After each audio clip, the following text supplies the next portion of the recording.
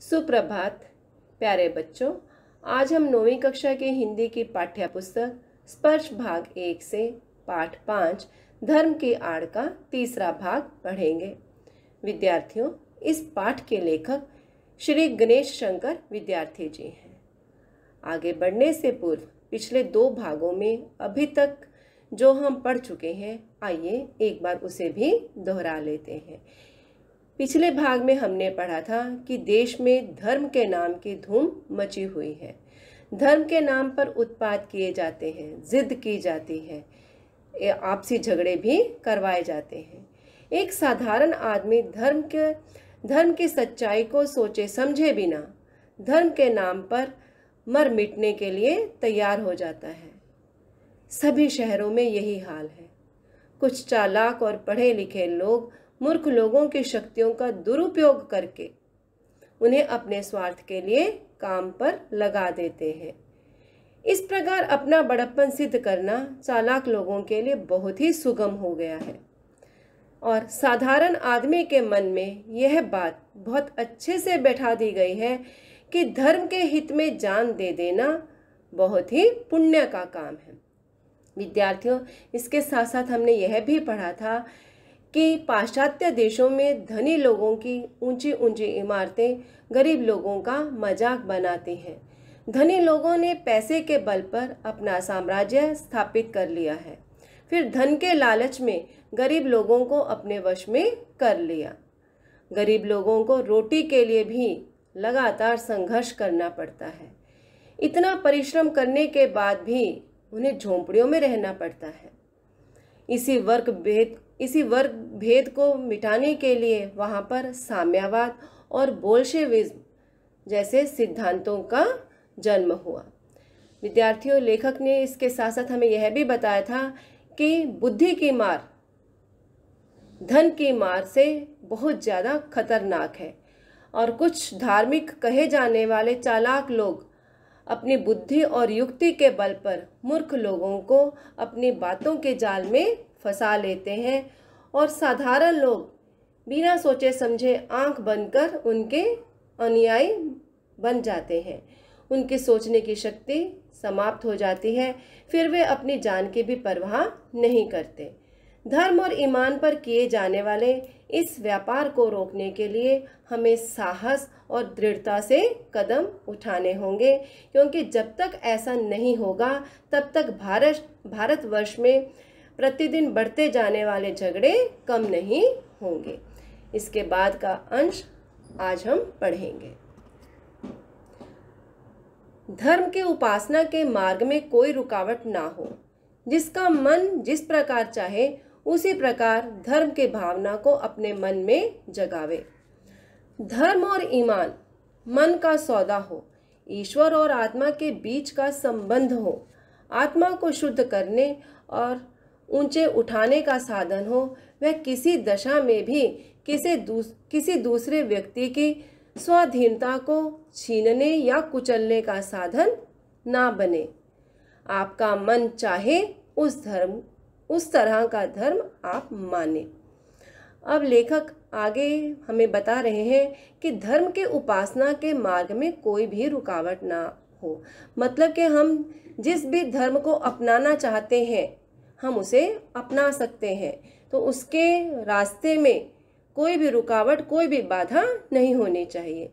जिसका मन जिस प्रकार चाहे उसी प्रकार धर्म के भावनाओं को अपने मन में जगावे। जिस किसी का भी मन जैसी भी धर्म को अपनाना चाहे उसे वह अपना सकता है, अपने मन में उस भावना को जगा सकता है। धर्म और ईमान मन का सौदा हो, ईश्वर और आत्मा के बीच का संबंध हो। आगे लेखक हमें बताते हैं कि धर्म और ईमान इसके लिए मन का सौदा हो। जैसा हमारा मन हमें कहे, हमें अपने मन के अनुसार उसे अपना लेना चाहिए। ईश्वर और आत्मा के बीच का जो संबंध है वह संबंध पवित्र संबंध होना चाहिए। आत्मा को शुद्ध करने और ऊंचे उठाने का साधन हो।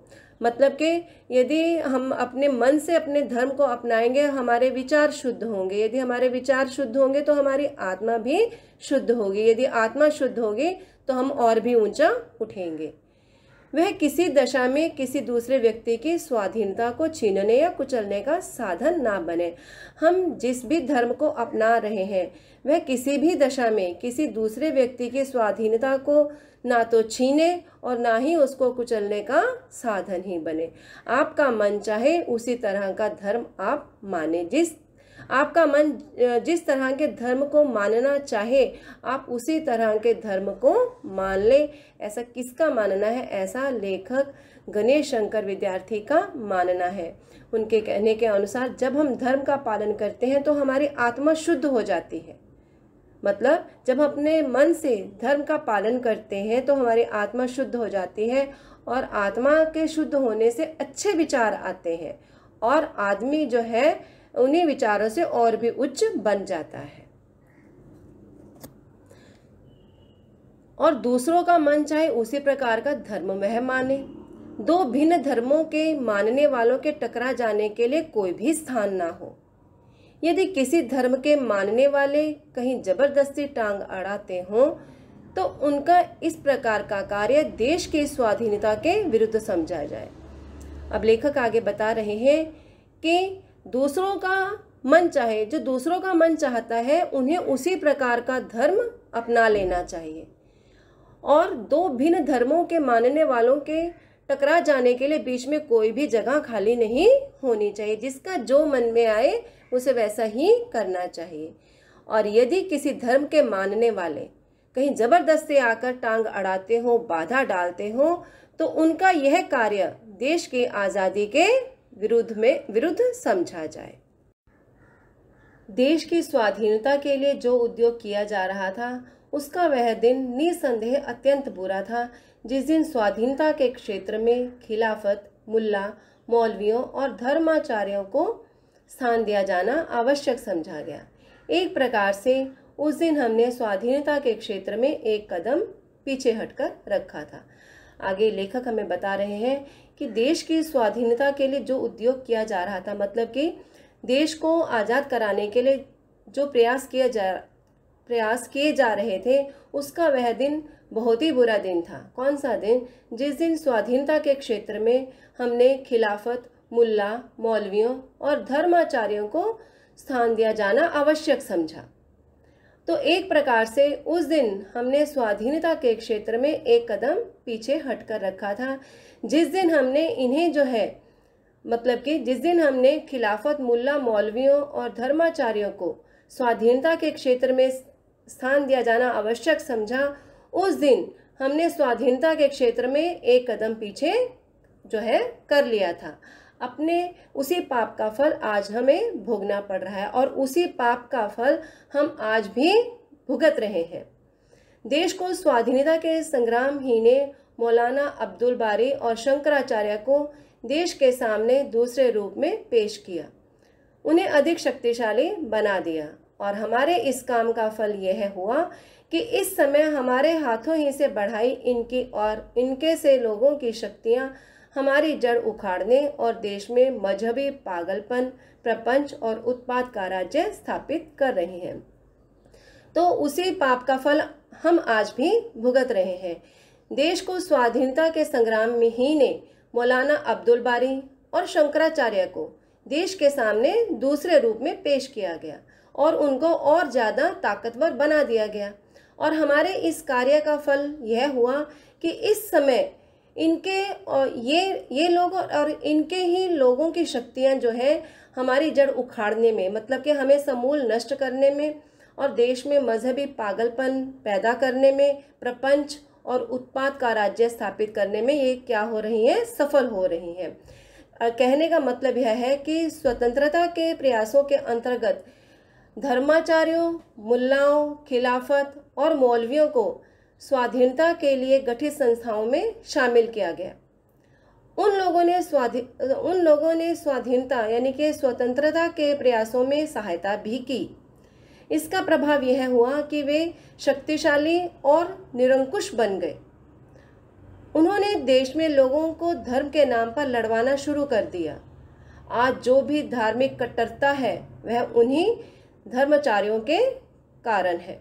इन धर्माचार्यों ने अपने अपने संप्रदाय स्थापित कर लिए और आज भी ये शक्तियाँ हमें समूल नष्ट करने, देश में धार्मिक कट्टरता फैलाने, छल, धोखा और उपद्रव करने में लगी हुई हैं। महात्मा गांधी धर्म को सर्वत्र स्थान देते हैं। वे एक पग भी धर्म के बिना चलने के लिए तैयार नहीं, परंतु उनकी बात ले उड़ने के पहले प्रत्येक आदमी का कर्तव्य यह है कि वह भली भांति समझ ले कि महात्मा जी के धर्म का स्वरूप क्या है।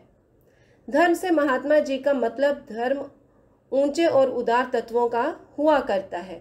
उनके मानने में किसे ऐतराज हो सकता है। अब लेखक ने आगे यह भी बताया है कि महात्मा गांधी जी धर्म को सर्वत्र स्थान देते हैं, मतलब कि महात्मा गांधी जी धर्म को हर जगह सर्वोच्च स्थान देते हैं, सबसे उच्च स्थान देते हैं, और वे एक कदम भी धर्म के बिना चलने के लिए तैयार नहीं। परंतु उनकी बात ले उड़ने के पहले, उनकी बात को अपनाने के पहले प्रत्येक आदमी का कर्तव्य है कि वह भली भांति यह समझ ले कि महात्मा जी के जो धर्म का स्वरूप है वो क्या है, वो कैसा धर्म चाहते थे। मतलब कि हम जिस भी धर्म को अपनाएं उससे हमारे मन में शुद्धता आनी चाहिए। चाहे कोई भी धर्म हो, हमारे मन में शुद्धता आनी चाहिए। यदि हमारे मन में शुद्धता आएगी तभी हमारे कर्म भी अच्छे होंगे। और उनका जो धर्म था, उनके धर्म का स्वरूप क्या था, वे शुद्ध और पवित्र, मतलब कि शुद्ध और पवित्र भावनाओं से परिपूर्ण होना चाहिए।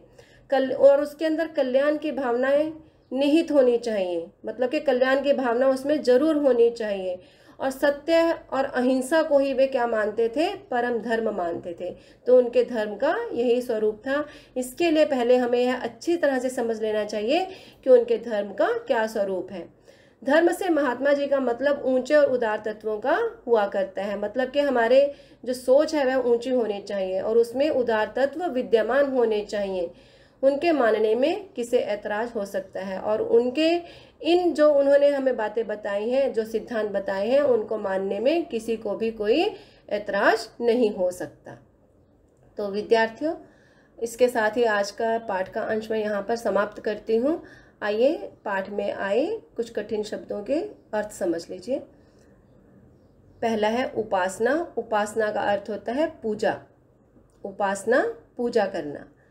टांग अड़ाना, रुकावट पैदा करना। टांग अड़ाना अर्थात रुकावट पैदा करना। खिलाफत, खलीफा का पद।